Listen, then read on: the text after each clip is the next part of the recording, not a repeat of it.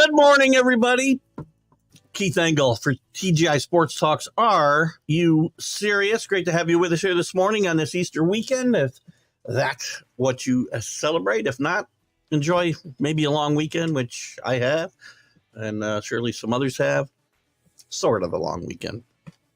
I got a few things to do work-wise, but welcome. And hopefully the weather is better where you are than it is here. Pretty dreary, but it is still April upon us. March Madness going strong. We're going to get into a couple topics today. I'll bring Mad New Yorker, my co-host, here in a second. I forgot to send him the link, which I just did. I want to welcome everybody watching today on Facebook, YouTube, and Twitter on the TGI Sports Talk page. Northeast Streaming Sports, we're live, of course, on Facebook and YouTube and the Roku channel. If you have not downloaded that Roku channel, do so. All you need is the I'm trying to fix my lighting. I don't like that light on my face so much. If you haven't downloaded that Roku channel for Northeast Streaming Sports, get the Roku app. It's free to download.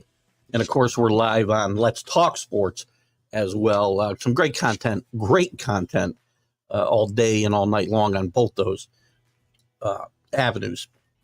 Shout out to Ralph Williams at RW Media, specifically the Sports Corner, which he does with Smoking Jim Frazier from 4 to 6 every Tuesday on WBVP Radio 1230 AM and then the 99.3 FM. I was on with them this past Tuesday. You can catch that in repeat. I think I shared it to TGI Sports Talk. If I didn't, I'll try to do that today. And thumbs up BDH. I'll bring the Mad New Yorker here in a second. We're going to get into some conversation about Ohtani, and is there any fire where the smoke is, or is he just the stupidest human being ever to walk the face of the earth? I want to get into the NFL rules. I don't know what we're doing. I have no idea what we're doing. The golden goose is going to die here if they don't stop this nonsense, but we'll get into all that. I want to talk a little bit about what else did I want to talk about? Oh, the NCAA wants to ban prop betting. They know they can't stop the betting, but there's already 38 states that don't allow prop betting. But Charlie Baker, the NCAA president, wants to ban prop betting in general. And I totally agree with this premise. And again, we could have a scandal on the horizon, and we don't know what's going on already. There's already a couple schools that have got some investigations going on. And if we have some time, we'll get into certainly the replay. We'll talk about the NCAA games a little bit. And to me, replay's killing the exciting end of these close games. I mean, every close call. This is my problem with replay in every sport. And we got into a debate a few weeks ago about it on the Mac and Jack show. This is why replay is not a great thing. The great thing people think it is, because it gets bastardized and it's used it makes indecisive calls, and they doubt themselves and go check it. You know, every ball that goes out of bounds in the last 2 minutes, it takes forever. I don't want to stay up till 1 o'clock in the morning watching the last 2 minutes of a game be 20 minutes. 1 minute of the game being 20 minutes. Anyway, let's bring in the Mad New Yorker. Good morning, Carlos. How are you? Good morning, everybody. Top of the morning to you. Happy Friday. Happy Easter weekend. Oh, sorry. Likewise. Thought I sent you that link yesterday. I apologize. No, it's okay, man. I was under the weather last night anyway, so I wasn't paying close attention, apparently. Good morning to Augustin. How are you doing? Gonzaga fan up there in the Northwest. Gonzaga going to play Purdue tonight, and I do like Gonzaga, by the way, tonight. You like Gonzaga over Purdue? I do. They defend well inside, I think, and they have the guard play to knock this team off, I believe. And they're playing a lot of confidence. They're giving them a little bit of trouble, but I don't think they're deep. I don't think Gonzaga's deep enough this year. So. And good morning, Rick Sager, up there in Montgomery County or Amsterdam, town of Amsterdam, one or the other. I see Kenny Quest out there. Any other guys too? Good to see you. Good to have you. Feel free to add your comments, and we'll certainly bring them up. Let's start because you and I don't think have talked a lot about the Ohtani mess, I'll call it. I again, just to recap a little bit. MLB is now investigating this situation. His interpreter, and I won't say his name so I don't mispronounce it, is accused of stealing $4.5 million from him to cover gambling debts. Now, when the story first broke, Ohtani's own camp said, we paid off his gambling debts and told him, don't ever do this again. Right. The next day, the interpreter walks back those comments and says, Ohtani didn't know anything about it. He didn't say he stole money. He said he didn't know anything about it, Ohtani. Now, to me, I don't know why his camp would have said that unless they knew something about his gambling. And again, just him knowing doesn't necessarily mean Ohtani did anything wrong. Right. Unless he knew it was going on while it was going on and he should have stopped it, because just to have some kind of ties to, and again, so far we don't know that there was any betting on baseball. Supposedly it was all European soccer and I don't know, cornhole. I don't know what else he was betting, but not baseball. As far as boxing. And boxing. Okay, right.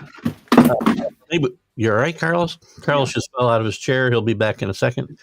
First of all, I'm going to assume Ohtani did not do any betting. I'll just assume that for the second. Right. But is he done something wrong if he knew about it and he didn't stop him from doing it until it was $4.5 million in the hole? And if he didn't know anything about it, how does your interpreter, now maybe your financial people can steal $4.5 million from you. Your interpreter shouldn't be able to. Nobody's going to steal $4.5 million from me except my wife. I mean, there's nobody else who can do that and has access to my money. So I don't understand how he could know nothing about this and how the guy could have stolen money from him without him even knowing it.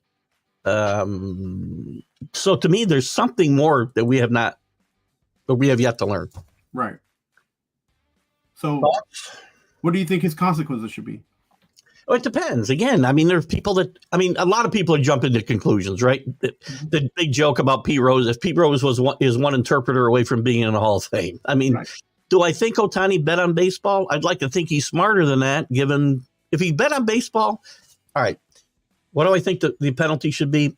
It depends. If it comes out that he did bet and he bet on baseball, he's going to be banned for life. That's what everybody else who's ever been accused of that has happened to them. If he knew about the gambling of his interpreter and didn't do anything about it, and assuming it wasn't on baseball, I don't know that MLB ought to really do anything except they might give him a slap on the wrist, give him a $1 fine, maybe even a short suspension. I don't even think a suspension would be warranted. But if it was the interpreter and he knew about it and he was betting on baseball, he's going to get suspended for a long time. Maybe not life, but he might get a year's suspension. But it's all relative conjecture, right? We don't know exactly what happened. Yeah, so we don't know what happened. There's no trial. There's just an investigation. But here's the thing. Trevor Bauer was kicked off the Dodgers team before he even got an opportunity to go to court. And he was not found guilty at the end of the day because they found out there was something different that was going on in that situation. Now, that being said, he was on his way to court, so he got kicked out of the team before he even got to play. So my thing is this. Everybody deserves a consequence. It doesn't have to be, a suspension as far as the whole season, but it depends on what it is. It depends on what he did. Right. So his name's involved in this investigation. If anything, right off the bat, he should just get 25 to 50 games of suspension. Because two things. The money was his. Whether it was stolen or not, the money was his. And second, the money was used to bet and gamble in the state of California, which is illegal. So whether he's even involved or not, and it's his money, he should get a suspension right off the bat. It could be 10 games. It doesn't have to be 25 or 50. But his name's involved in a criminal action. And if they did that to Trevor Bauer, they should do the same to Ohtani. I don't know what makes it any different. Well, first of all, the crimes are far different. Okay, so a crime is a crime. This is a problem. This is a problem with America and everybody trying to and the teams getting involved in what should be a suspension and what is not. Like you're giving people an image. Okay, this league is going to come down on this person for violating such and such like rule. So if there's an investigation, they don't know if he's guilty or not. Just go ahead and suspend him for 10, 25 games. If he's not guilty, fine, he's not guilty, but his name is still involved in this situation. Only consequence. Again, theoretically, only because he was stupid. So that doesn't have anything to do. Look, everybody makes mistakes, but we all know there's a consequence for every mistake you make. I really didn't think I'd be arguing this side of this argument, but it's fine. See, I can't suspend him now. There's nothing to suspend him for. Yeah, there is. His name's involved in an investigation that has to do with gambling in an illegal state of California. But he didn't do it, and he had money. It doesn't matter if he didn't do it. It was his money. Right now, at least the way it appears, he's a victim. And he's a victim because of his own stupidity. And if you're going to start suspending everybody who's stupid in sports, we won't have any sports to watch. Trevor Bauer made a stupid mistake. He kept his sex. I'm sorry. No. Letting somebody look. He said the same thing. Hold on. Because I can't just let you go past to say he did a stupid thing. Trevor Bauer, and again, whether you think he's right or wrong, he was accused of beating a woman, and probably and not for the first time. That's having money stolen from you because you're too stupid to protect your money is a little different than abusing another human being. So but the Trevor Bauer situation was a money setup. It was a scandal. It was proven in court that it was a money scandal. Why is he not on a team today then? Well, that's because of the situation that he put himself in. That was one of his consequences. That's what I'm saying, Keith. That's what I'm saying. I'm not trying to make these the same situation. What I am saying is that if you're caught in a situation that goes against team regulations, then you should get suspended. Whether or not the investigation is over or not, or he's guilty, he should at least get suspended. And he didn't do anything to violate any rules. At this point, he's not done anything to violate. He's involved with what is called a betting scandal in the state of California, which is illegal to gamble in the state of California. Right or wrong? Where the bets were made, it was not illegal to make the wagers. So, but he doesn't. It doesn't matter where the bets are made. He's from California. Well, I don't think that's his legal residence, though. So again, there's a lot of legal points that'll come out during the investigation about where. Right now, the way I understand it, the bets he made were legal to be made. It's about what they were bet on. We don't know, other than what the interpreter said. Let me give you another example. If an 8-year-old takes a gun to school, it's not his gun; it's his parents' gun, right? Yeah, that's not like even if the kid stole it from the parent, you know what I'm saying? The parent's gonna get in trouble. All I'm saying, Keith, is that every time you make a mistake, there should be a consequence for that. Right or wrong? Every time I make a mistake, Jesus, I'd be a mistake as in prison sentence. A mistake as in breaking a rule or law or regulation that is mandated by. Right now, Ohtani has not broken any rule. His money was used to bet. Right? There's no. By the way, the only rule in baseball is you can't bet on baseball. You can't. There's no rule saying you can't gamble. Players have gone to racetracks for 100 years on the off day. That's what they do. You can't gamble on the game you're playing in. Now, what I'm curious about, I still think there may be more coming out about what was actually bet on. If this guy's going to use Ohtani's money, and probably now, and this is where I'll start to agree with you. If Ohtani, if it comes out, this and Ohtani didn't bet, but this guy was betting, and Ohtani was giving him any kind of information. He was gathering inside information anyway, just being around the team. Right. So I find it hard to believe if this guy's a degenerate gambler, which it certainly sounds like, because I like to gamble. I'm never going to lose $4.5 million I don't have. That's for sure. But he's got one bet. That's the problem. It's not on one bet. I understand that, but he bet enough. Right. If he's losing and losing and losing, you can't tell me that someplace where he's got inside information other people may not have that give him an edge when he bets, and he didn't bet on baseball, I will be shocked if it comes out he didn't bet on baseball. Now my argument will change. I'm telling you, he shouldn't be suspended as we sit here today. Look, if I'm the Dodgers and I'm MLB, I just go ahead and give Ohtani 10 to 25 game suspension, up to 50. That's all I'm saying. Just to make a statement and some kind of, standing up for the fact that there's a lot of things that go on in baseball, drugs and what happened with Trevor Bauer, like everything, right? And all these people there's a consequence for all the mistakes that they made or breaking all what rules there are. Yeah. If he gets 10 or 25 games, that's nothing if he's not, at the end of the day, just his money was involved and he's not guilty. Right? And if he is guilty, then that suspension can go towards the time that he's owed for making a mistake and having a friend to spend $4 million under his name. Again, as we sit here today, and I want to get to some of these comments and we'll comment on those.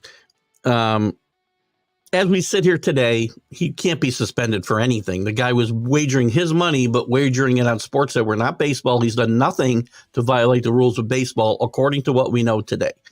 If that changes, and let me bring up, and good morning, Ralph Williams from RW Media. Good to have you with us. As I talked about at the top of the show, check out Ralph's stuff. Anthony says Ohtani's the biggest star in Major League Baseball, which he's one of the biggest stars. Again, worldwide, absolutely, he's the biggest. He's the biggest star in Major League Baseball. He's the top.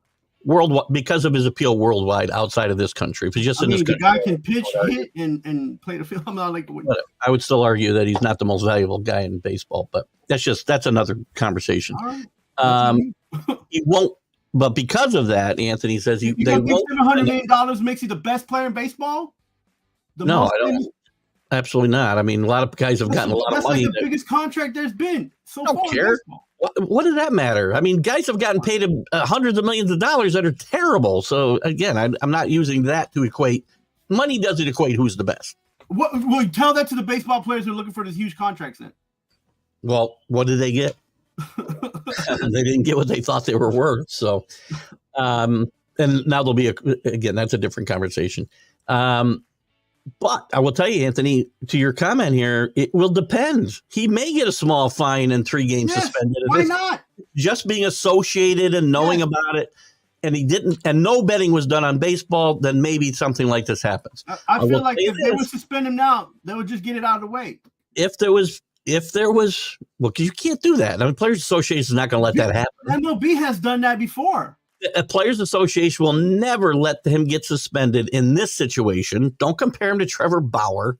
I'm not. I'm talking about those who got drug tested and were found that they didn't have any drugs in the system. There were some guys like that who had to miss 5 to 10 games for testing negative. No, I don't know. No, for testing positive, but then got tested again and was negative.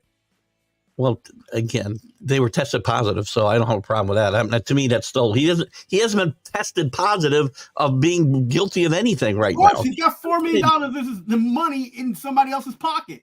Because he's stupid, by the way. That doesn't negate that was his money. Again, if this changes and bets were made on baseball, whether by Ohtani or by his interpreter, the suspension is going to change, and it will be more than 3 games. I guarantee you. That's why he should just get suspended now. Even if he didn't do the betting, because the thought's going to be that he was given inside information, and this guy, I'd be shocked.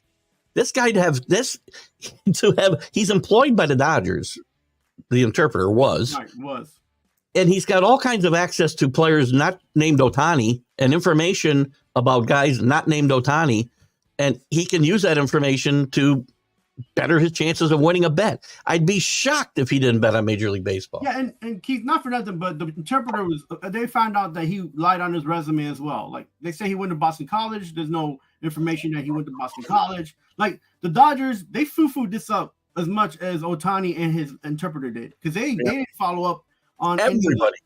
What? Everybody's messed this up from the beginning. That's what I'm saying. So, why was Ohtani and Anthony? I'm sorry. First they said they knew the money was missing. They didn't say how much. They said he paid. The very first comment to come from anybody was from Ohtani's camp, saying, "Yeah, we knew he had a problem. We paid off his gambling debts and told him not to do it again." They didn't mention $4.5 million. So he can't say he didn't know the money was missing. He knew the money was missing. And then it got walked back the next day when it turned out it was $4.5 million. So he did know. And, that's, to me, that's where nobody's on the same page here. And everybody looks bad right now. Sorry, Mad New Yorker got me hyped up. Hello, good morning, Anthony. Good to have you with us. Happens to me every week, so don't worry about it. A gun and betting, not the same thing. It's the same thing. It's the fact that the kid who takes a gun to school, that's not his gun. Yeah, but he's also an 8 years old. So he's not a 30-year-old man who knows better. I mean, Ohtani's only right now. Ohtani's guilty of stupidity, which shows the parent of the 8-year-old. I get that, right? But nobody was killed here. Nobody got shot. Yeah, well, no, just because kids take guns to school don't mean there's a shooting. First of all I'm saying is this. What I'm saying does it increase the chance of that kid get shot? He's guilty by association right off the bat because that's his money. So MLB and the Players Association could just kind of let this go under if they would just suspend it for a few games, and then if something did happen that was going away, Ohtani's fault, go ahead and continue suspension. But he's already did 25 games. Once again, he hasn't been. There's nothing to warrant him being suspended today, other than he says he's missing $4.5 million. I know, but as silly as that sounds, like everybody's looking around like $4 million. This isn't like $100. This isn't like $50. This isn't like, hey, spot me an IOU.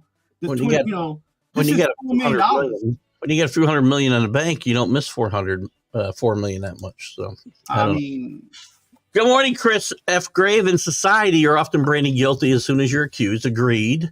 It's near impossible to climb back against public opinion. That's not an incorrect statement. We see it a lot. And in all fairness, it may have happened to Trevor Bauer. I don't believe Trevor Bauer is totally innocent of all the charges just because this woman was shown to have been after money. Trevor Bauer's had issues in the past, so this is, and it's not apples to apples. Yeah, I'm not saying that. Well, all I'm saying is that before he even went to court, he was already suspended. That's what I'm saying. He was guilty before he even went to court. The doctor said you can't play for this team. Listen, my opinion is going to change 100%. If I find out he knew and there was baseball betting involved, my opinion is going to change 100%. As it stands today, you can't suspend him for anything. He didn't do anything wrong. No baseball rules were violated. Major League Baseball is investigating to make sure, but as of today, we don't know. The investigation for MLB stems from an investigation from the FBI and the wiring of money. So that's the only reason he got caught up in this mess. Anthony's guy is saying the same thing I am. Rick says the only way you had a credit limit is he was using his name. They say I get you. So the only way he was able to run up a $4.5 million debt in the first place is he was using Ohtani's name. So if he was saying he was betting for Ohtani, well, again, that's going to be a problem for Ohtani and hard to overcome, to Chris's point. And by the way, Rick, that Kamala Harris shot was a little below the belt, but I'll let you slide, Kadir Perthite. Great way to start a Friday morning. Listen, this is why we have about 6 cups of coffee before we sign out here in the morning. I went to Vegas, try to use Keith's name, and I still had to put in my own money. So they probably told you had to pay the debts I already had. Just because you use somebody's name don't mean they're going to give you credit, man. There's too much stuff that we don't know about. There's too much information that we don't know about. Again, this is happening to one of the baseball players that aren't big shots here in MLB. That's the problem. And had somebody who was a minor league player done this and needed an interpreter, would this be a big situation? Would they put it out in the news like this? Depend. If he was betting on baseball, it would be. Yeah. But it would not day after day. You'd hear about the story, but it wouldn't be a day after day story. We wouldn't be talking about it here a week later. To me, there is, and again, I've sounded like I'm defending Ohtani, but I'm only defending him in the circumstances we know today. Right. I still have questions. My original question was, there's a lot of smoke here. Do we think there's going to be fire? I think the fact that contradictory statements came out from the Ohtani camp early and implying he knew about the debt. Now he says he doesn't. The fact that he was there yucking it up in Korea in the dugout with his interpreter, nearly a full day, 12 to 24 hours after the news had broke, that this story had broke, tells me Ohtani must know something more than he said. I mean, listen, whenever they finish with this investigation, both sides of the investigation, the government side and MLB side, I don't think nothing will come of it myself. I think, but the way I see it, if you're involved, it's a lot of money, man. So there should be some repercussions. That's all I'm saying. Like, agreed. Let's move on to our next topic today. NFL rule changes. What are they doing? I mean, first of all, let me go through what we have. Well, have you ever been hip tackled? Listen, I don't even know, and neither does the NFL, because they pass a rule and they say, well, we'll give you the definition later. We don't even know what the definition of the rule is going to be. I think it's the grab and pull on the hip that they're talking about. Can I tackle? Can I do anything to tackle a guy? What do I have to do? Just hit him, push him over? You can't pass rules where and this isn't even the stupidest rule, by the way. When you get into the kickoff rule, it's even stupider to me. More stupid, sorry. But you can't pass a rule. This is like when we passed Obamacare, not to bring politics in it, we don't know what's in the bill. We'll find out when we pass it, Nancy Pelosi says. You're going to be the NFL and you're going to put a rule into play, but we don't have a definition of when it should be used or penalized, or players should be penalized. We'll let you know later. Come on.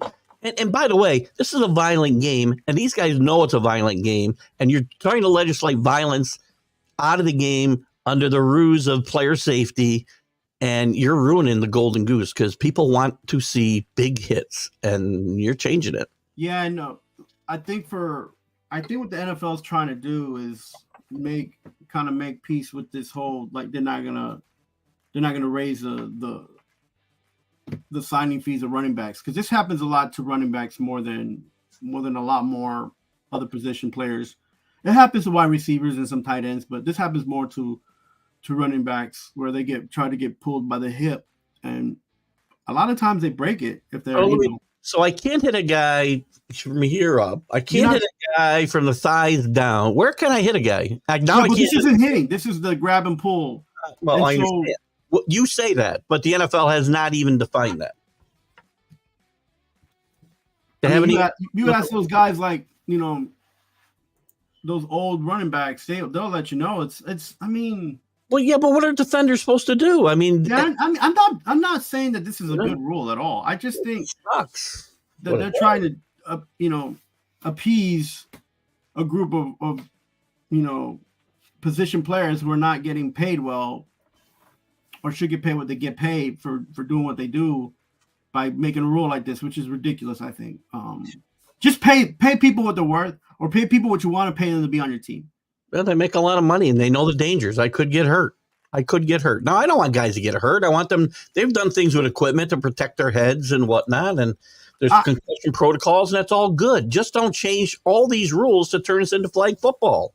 I don't believe that if they change this rule, running backs will have a longer, I don't either.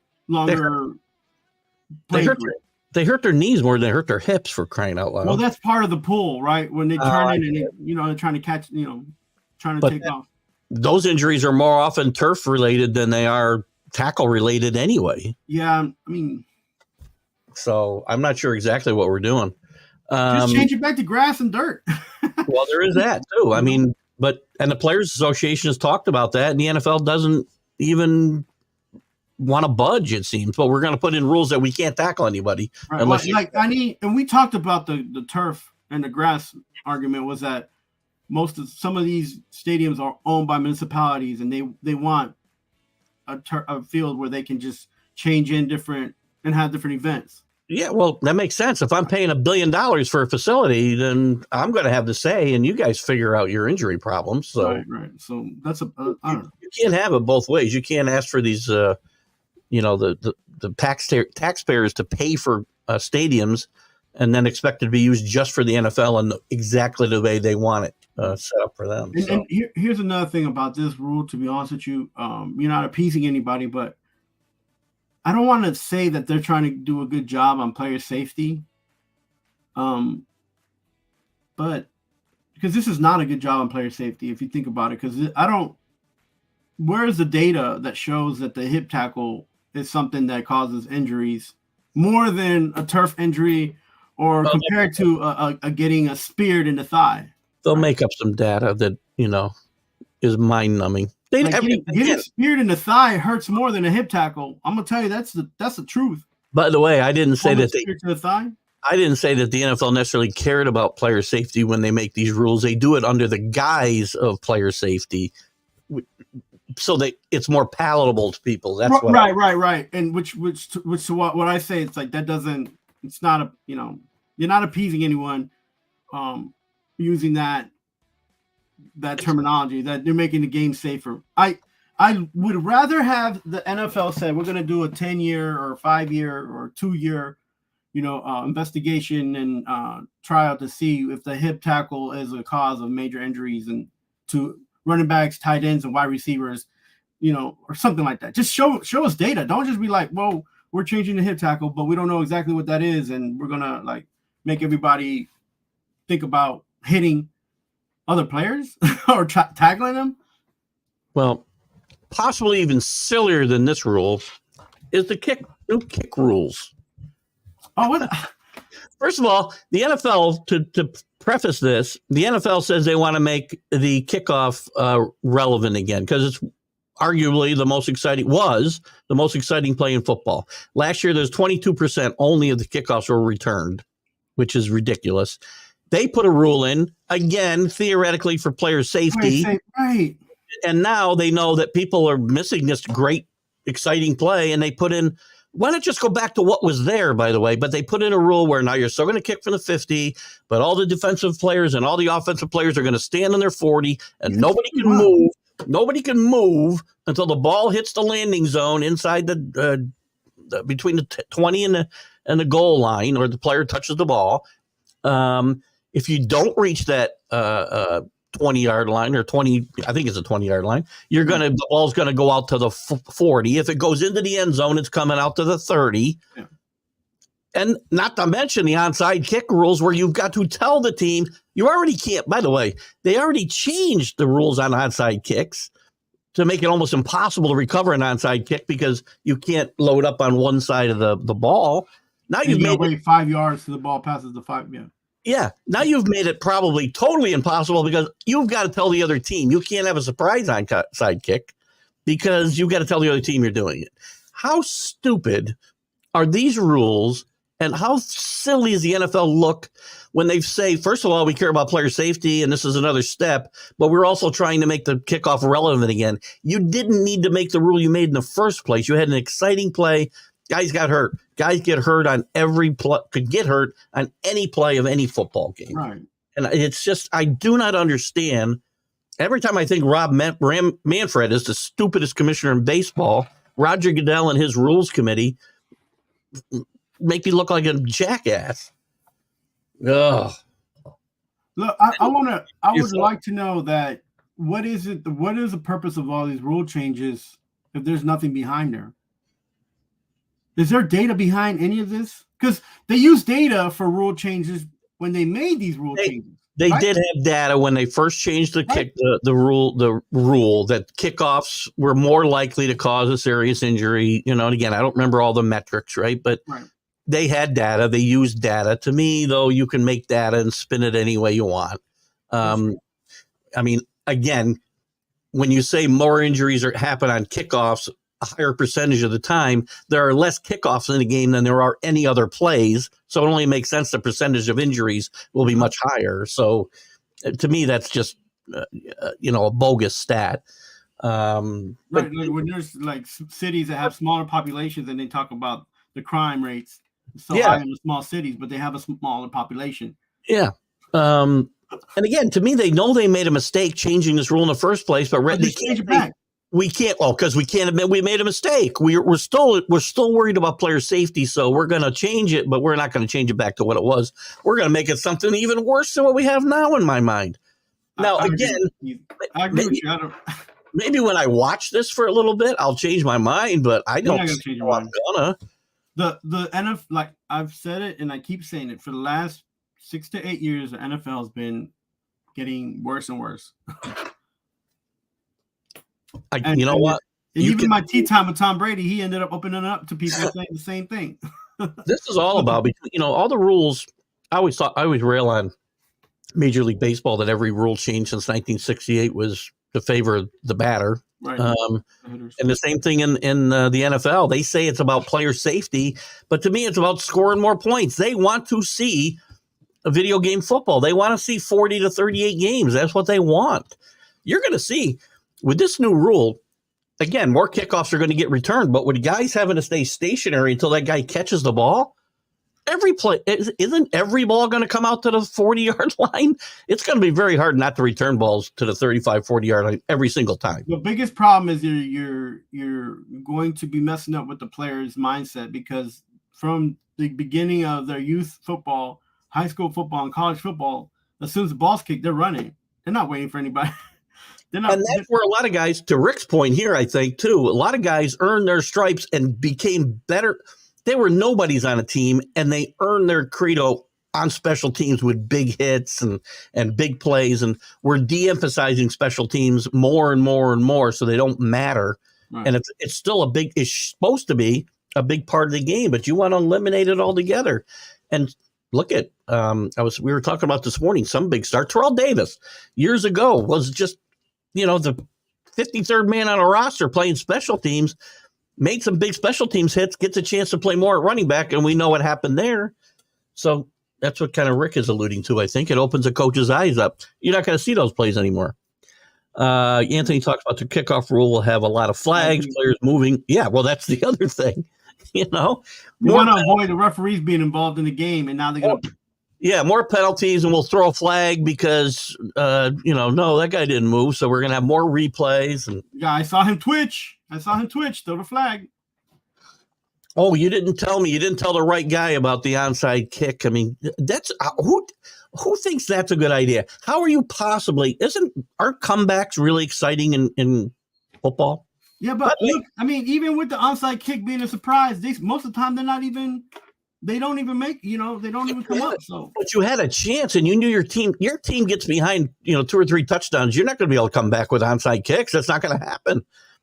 Even today with the rule they made about the, uneven number of players on each side of the ball, it's almost impossible to recover an onside kick now unless it's absolutely perfect. And you're taking a lot of excitement out of the game there. That's an exciting play too, because if you're the team trailing or even have a bet on the game, God forbid, that play holds a lot of excitement for you. What's more exciting than your team have just scored, you're a touchdown down, you're 6 points down, whatever, and you see that ball, the kicker get a great kick and it bounces up 40 feet in the air. Everybody's heart stops. We got a chance to get this ball. And now it's gonna go away. There's no chance. There's no chance of hitting it to the guy with the sweaty palms. Remember that movie in Waterboy? Yeah, I mean, to the guy with the. I do. That was funny. Again, they take these rule changes, and sometimes I do think they're in good faith, but they don't take into consideration the consequences that can come from them. I talk about it in replay a lot, and if we get a chance, we'll talk about the way it's kind of ruining college basketball in my mind. But even in football, there's things that were never meant to be replayed that get replayed. So Chris wants to bring up on rule changes. He'll say this. In life, we have to keep up with the changes and growth, and we can't dictate the speed of growth. Well, I don't. There's no. This isn't changes, about growth. These changes are not going to make 8 years of bad football go away. I guarantee you that. It's also not going to help the coffers of the NFL. The NFL's got a golden goose, and they're doing a lot of things to kill it. We've talked a lot about the bad play that we see because of different rules about how they can practice and can't practice, and this game is not. Again, I got my problems with Saturdays and what's going on with some of the things happening as far as the way the setup of college football is, but Saturdays are still a lot more exciting than Sundays because of a lot of the rule changes that have been put into place and the way the game is not played at a high level the way it should be. I think that's a good argument too. With all the changes in college football, it's still more exciting than some games in NFL football on Sundays.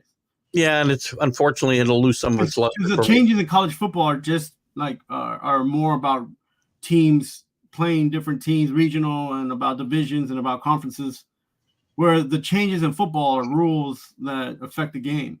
Yeah, they haven't changed. I mean, they've made some changes like the targeting rules and stuff, which again are really about player safety, and those are a little bit, sometimes taken too far as well. But they are, from what I've heard, considering some of these kickoff rule changes in the NCAA. So I hope that doesn't happen. If this rule was changed and it is in the past, Devin Hester wouldn't be in the Hall of Fame. Good point. No, that's true. That's correct. He wouldn't be. He wouldn't be with the rule we had before this either, though. I never understood that about Devin Hester. Like when he was sitting there in the back, all the coaches would be like, "Don't kick it to him," and he still would get his hands on the ball. Well, that was crazy. I watched this firsthand, not with Devin Hester, but with Desmond Howard in the 1997 Super Bowl against Green Bay. Bill Parcells kept kicking the ball to Desmond Howard. He scored on a punt and a kick return, and also had a ton of other yardage. Stop kicking it to him. I mean, God, kick it out of bounds. Do something. Good point about Devin Hester, though. Great player. And that shows you Devin Hester, Billy White Shoes Johnson, guys who are exciting football players, we've just eliminated.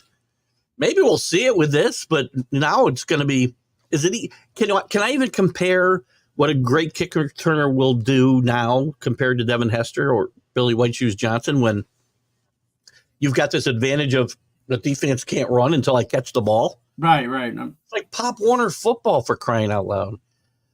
Exciting unless you're on the side they're kicking it to, and then you're a lineman. Well, you're going to get creamed. Do we know that, Rick? Which, by the way, don't worry about that. They're going to put a rule in.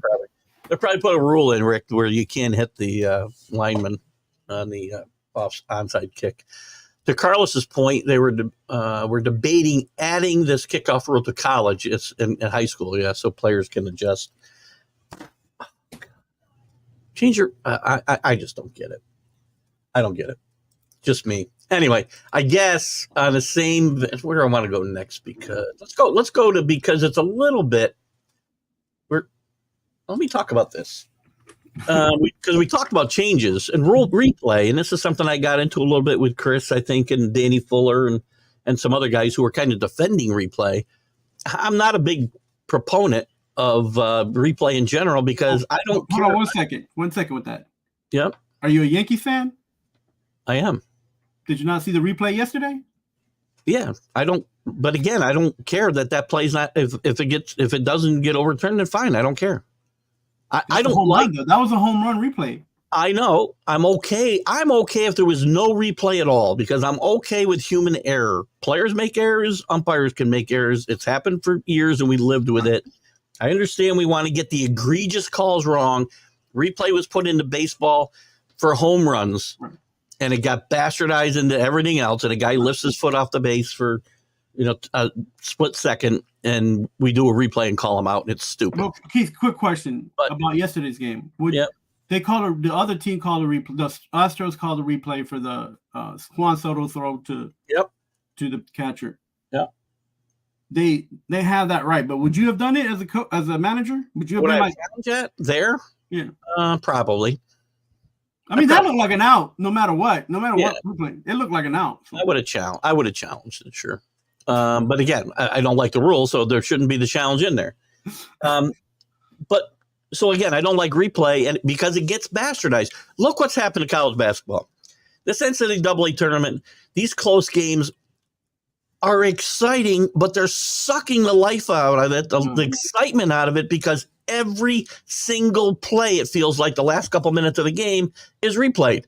Every out-of-bounds play is replayed because, I got to make sure it didn't go off the wrong guy. I know we want to get it right, but the last minute of a game can't take 20 minutes to play. Can't. It's come down to where any basketball game, NCAA or NBA, the last 2 minutes is about a 20, 30-minute watch on TV. Well, between fouls, right, because you're trying to catch up, which I understand part of the game, and that's what you're going to do.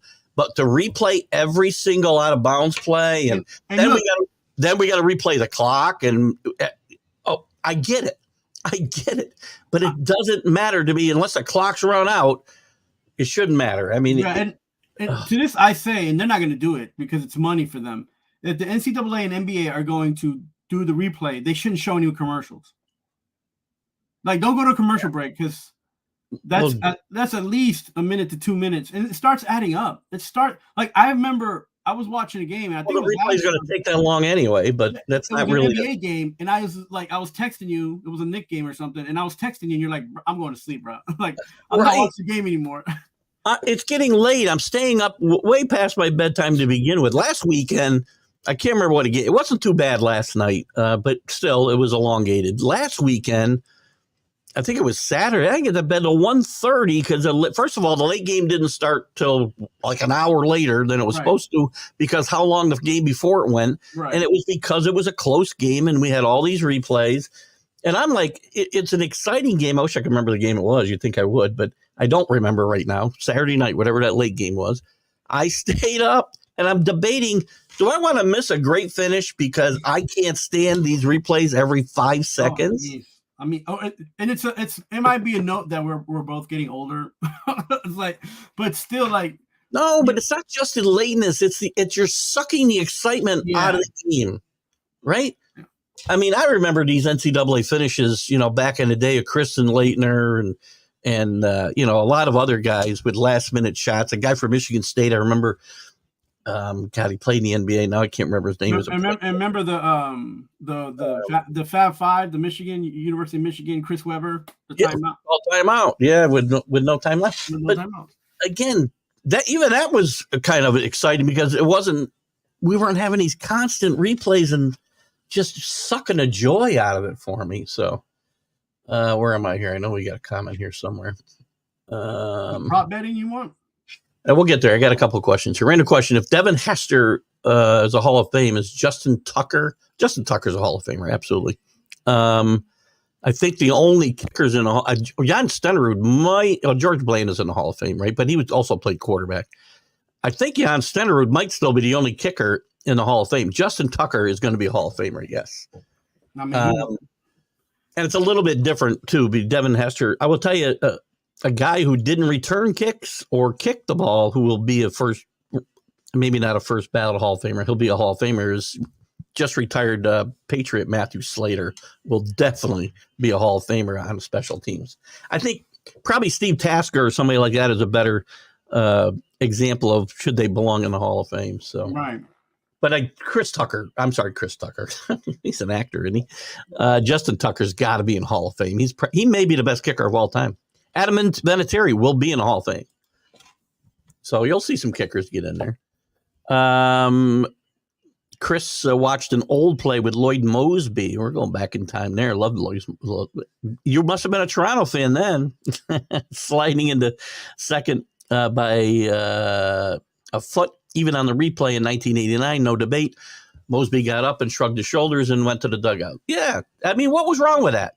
I mean, you make mistakes. Remember the phantom play at second base where you didn't have to touch the bag on the double play, just be in the area. Well, now I'll challenge that, and the guy didn't touch it. Come on, the guy's out by 30 feet. I hate that. There's Robert. Good morning, Robert. Good to have you with us late this morning, but that's okay. Good to have you with us. Check out Robert on Sports Scope every night at 8:00. Good stuff. Smokey getting into the Hall of Fame. Who's Smokey? Smokey Burgess? I don't know who he's talking about. You have to tell me who you're talking about there, Robert, and we'll go to it. Let's go to let's finish up with the prop betting. Because we know we've already talked about gambling a little bit. Gambling, all these schools are obviously in not all these schools, but all these sports, both amateur and professional, are in bed with gambling sites. We know this. I just want to say something real quick. Yeah. Prop betting makes the gambling a lot better. Like, especially for instance, the Super Bowl. Well, again, we're talking about, I get it. And there NCAA.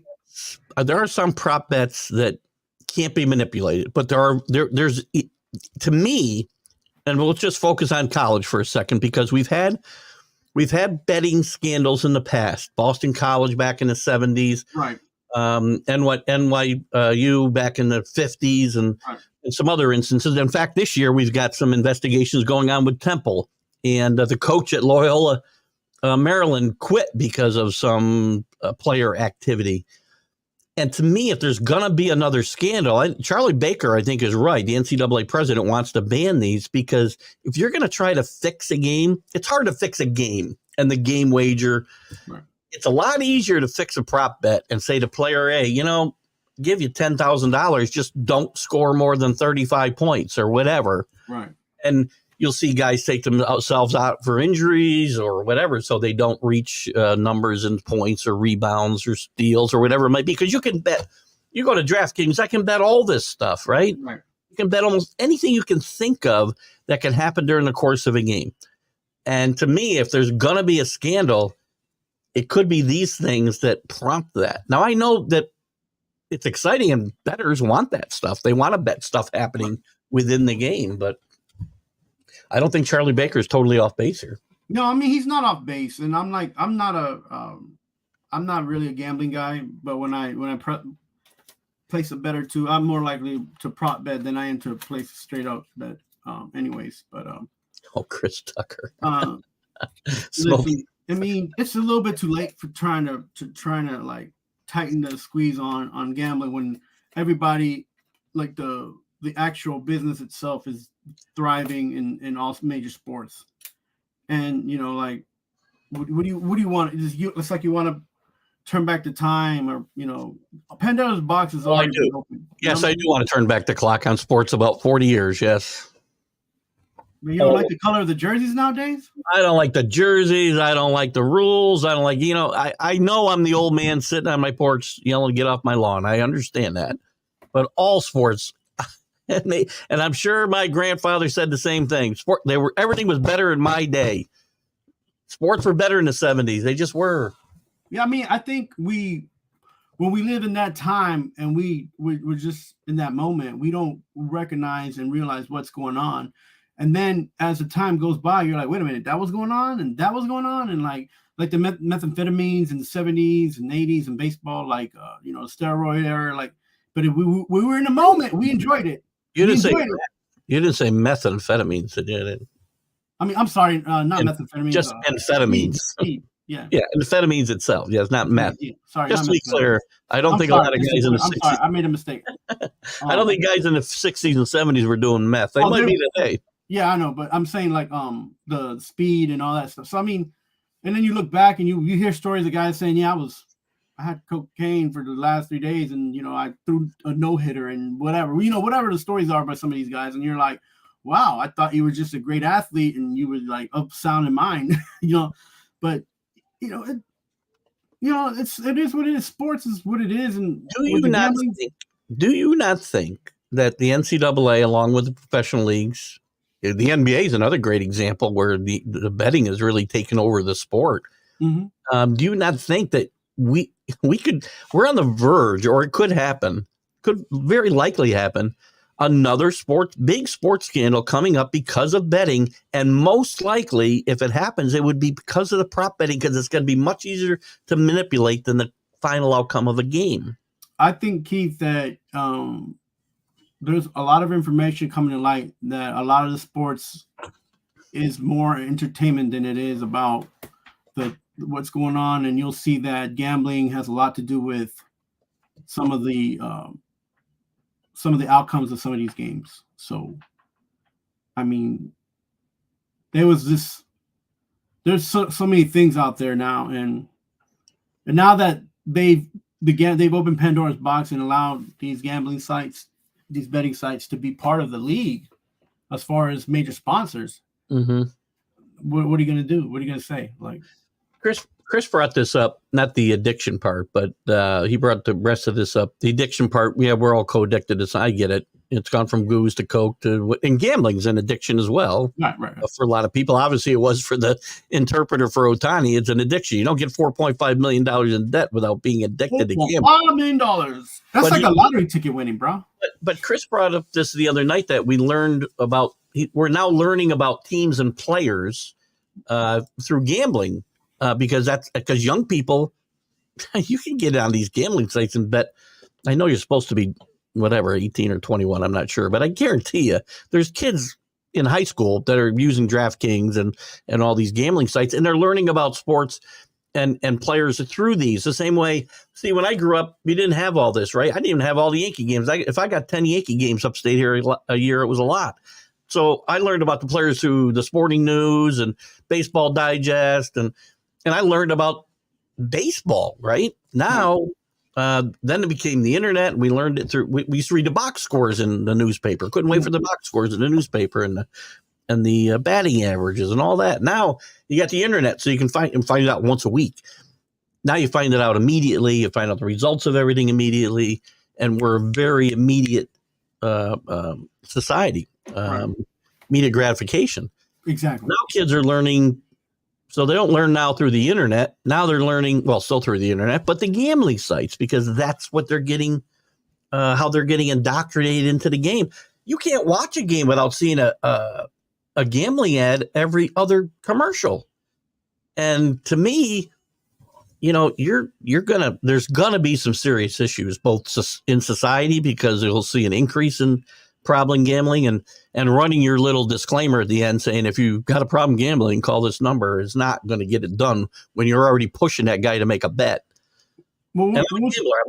I'm not an addicted gambler. I like to place a bet on a game, and I don't bet outside of my means. Yeah, but I mean, even if you go to a ball game or the basketball games or anywhere that's sports, you'll see, the such and such is in a 3-game, hitting streak. He's plus or minus 300, and like you'll see all that information up there. And then you'll see a little thing in the corner, FanDuel, place a bet on FanDuel or on DraftKings or whatever. Like everywhere you go, it pops up. Game, so it's not. I got FanDuel app on my phone where I'll make a bet, and all I get on Facebook is gambling ads. It's crazy. Anyway, we only got a couple minutes left. You want to make a pick? Make a pick for the. I don't know if were you in the ESPN? So I've been dealing with some sickness and ailments with my family here in the last few weeks, so I wasn't able to sign in. But I did make a pick. I had my Final Four was UConn, Houston, Purdue, and oh my gosh. They're all still in the game. Very convenient that they're still alive. Right no, I posted it on the Man New Yorker Facebook before I'll take your word for it. I did have. I have 3 of my 4 still alive. No, I don't. North Carolina went out last night. Let's make. Give me a couple picks, and we'll get a Final Four out of this today. So I guess you're going to come up with the same teams you just had. So, or maybe you don't need to do this. I will tell you. I think Duke beats Houston tonight. Myself, I think Duke's playing very well. John Shire's done a great job, and I think Marquette beats NC State, and Marquette beats. Actually, I think they would play. Marquette would play Duke to go to the Final Four, and I like Marquette to get to the Final Four. Still, you like Marquette? They got a good young team. They're pretty deep. They got good shooters. Yeah, great guard play, and with Kolek being healthy, that's made them much better. On the other side of the bracket, I like Gonzaga to beat Purdue, as I said earlier today in that game tonight. I like Tennessee against Creighton if they can put the ball in the basket. This is going to be an interesting game because Tennessee's great defensively, but sometimes can't put the ball in the basket. Right. But I like Gonzaga to get to the Final Four and beat Tennessee in the Elite Eight. And in the other side, I'm going to take Clemson. I love the way Clemson's playing defense, and I love the way they move the basketball on offense. Yeah. And I got a little rooting interest in Joe Girard III from Glens Falls up here, transferred from Syracuse. So I'll take them to get as a 6th seed, and I'll take got to take UConn against Illinois. Yeah, UConn just playing such good basketball right now. I mean, they won by 30 the other night against a really good basketball team in San Diego State. So, and I know. That's what it was. Clemson beat Arizona. That was the team I had in the 4. Yeah, I had Arizona, Purdue, Houston, and Arizona, Purdue, Houston, and Connecticut. So I'm like you. I got 3 in the game now. 3. We got to get off of here, but let me catch a couple of comments on the way out. Scott Kobe, good morning. He likes Scott Kobe. You can watch his shows on betting NCAA basketball and other sports. Probably can't hear I me. agree with Scott. I'm hoping Houston plays better. He likes Houston. Guard play much better than Duke, I believe. We'll see. I think it's going to be a really, really good game. I love Creighton. I have an 8. Well, you're going to love them 8-1. That's good. If they get to the Elite 8, that's a good bet right there. I'll root for you. And UConn will win by 20 against Illinois. Illinois is better than you think, but UConn's playing at a different level. Yeah, UConn's deep. Great show today, guys. Appreciate you coming in. I appreciate you sharing your comments. Thank you, Carlos. I hope you feel better, or whoever doesn't feel well feels better. And everybody have a great Easter weekend if that's the holiday you celebrate. If you don't, enjoy the weekend, and I hope it's nice. Enjoy your sports. We'll see you next Friday with Are You Serious? I'll see you Sunday with the Sunday Stream of Consciousness. Have a great weekend, guys.